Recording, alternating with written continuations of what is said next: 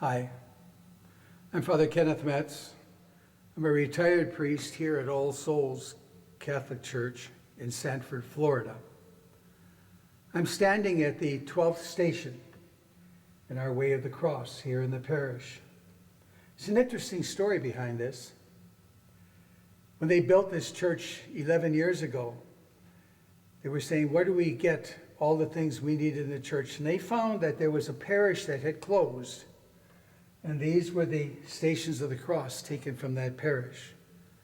So it's not just something that was made for us here at All Souls. This is something that came to us from another body of believing Catholics.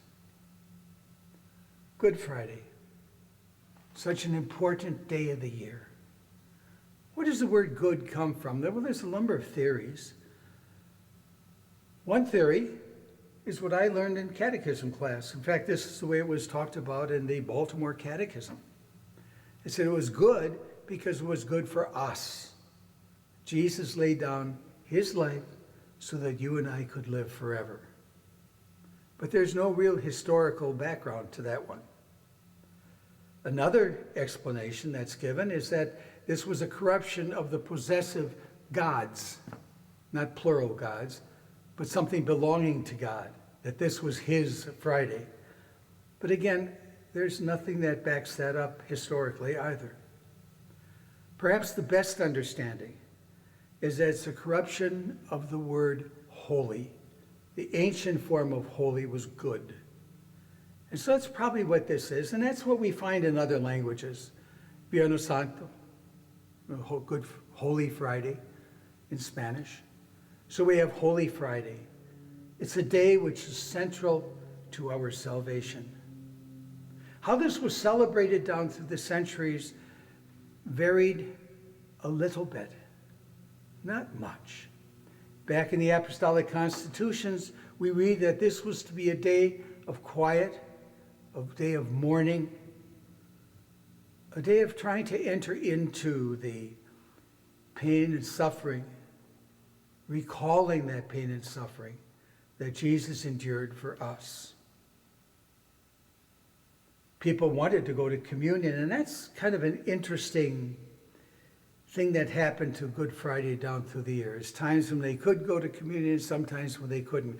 Go back way in the early days, where Mass was celebrated only on Sundays. If people wanted to receive during the week, they might be able to take home Eucharist. I don't think that'll happen today. But that's what they did back then. But because the Holy Week fast was so overwhelming, where they would eat nothing on Friday and Saturday, a lot of people stopped receiving communion on that day. And there was no Mass celebrated on that day, as there was no Mass celebrated on Saturday either. So it was a time of almost like desolation. Churches were bare, no decorations were around. It's kind of whenever we have to look at death. We're stripped of everything else except the reality of what is going on. What is it we celebrate, though, during these 3 holy days, the sacred Triduum, Thursday, Friday, Saturday?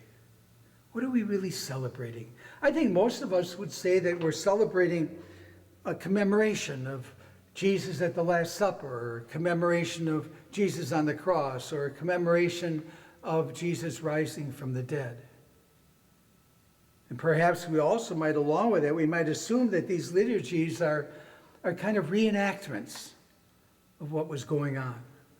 They're sort of reenacting Jesus at the Last Supper. We're reenacting Jesus on the cross. We're reenacting the resurrection from the dead. Or we might think they're reconstructing what happened back then. I don't know if that's correct. But this liturgical scholar Nathan Mitchell, who's a Benedictine, said, it's true that these things happen. It's true that we're celebrating a history.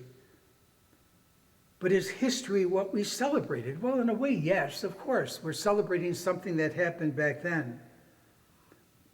But we have to, they did happen. They didn't just as a figment of someone's imagination.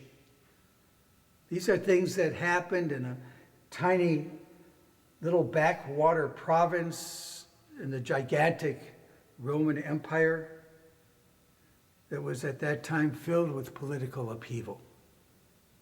It did happen.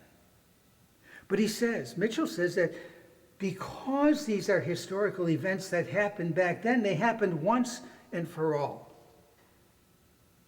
And we can't recreate it.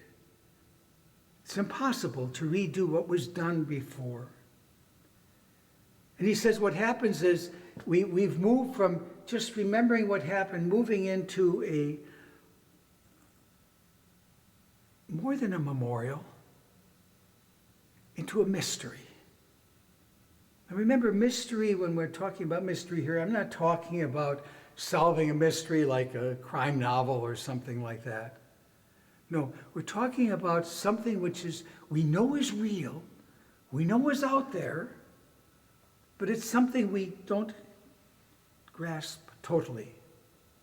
And here's what Father Mitchell concluded. He said, what the Paschal Triduum actually celebrates is mystery, not history. Recollections, not imitations. We're not trying to do it again. The liturgies of these days do not take us back to the upper room or the path to Calvary. Their ultimate purpose is not to retrace or relive the last hours of Jesus' life, not to catch sight of him emerging from the tomb on Easter's dawning. They celebrate not what once happened, but what is now happening among us as a people, called to conversion, gathered in faith, gifted with the Spirit of holiness. During these ceremonies, we celebrate what it means for us. That got me to thinking, though. That doesn't quite jive with a lot of what the saints have said. They say we are to meditate on these things, these events. And St. Ignatius, perhaps, I think, the best of all. St. Ignatius founded the Jesuits.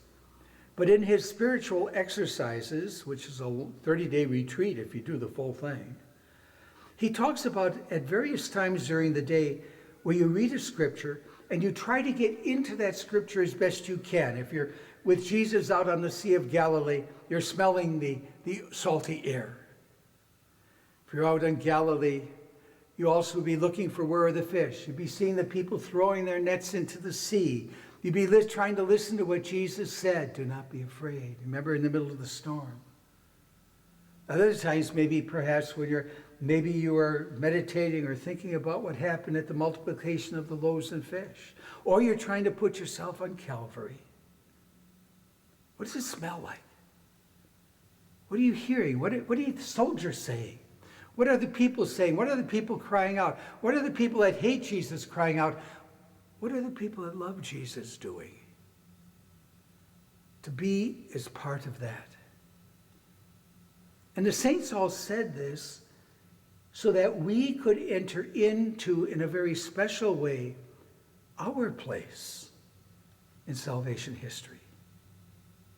And I think what happens if we are doing that, especially if we're doing that during these days, what we can do is we bring that to our liturgy. So that when we come to the liturgy, we're not just say, let's go back to what happened. Let's bring ourselves to it. And this is what I've learned. And this is what I now give to my God. I give my part in all of this. It's not reimagining. It's not redoing it again. It's not trying to figure it all out again. It's saying, this is who I am. And I enter into this liturgy as a gift to my God. And so the bottom line is simply this. We need to be such a people of prayer that we've prayed with Jesus, we've walked with Jesus, we've dined with Jesus at the Last Supper, we've been at the cross with Jesus. We were there when he rose from the dead. And that's what we bring to our liturgical celebrations. We're not celebrating history as much as we are celebrating the mystery of what this means to you and to me. Have a blessed Good Friday, a blessed, holy, holy day.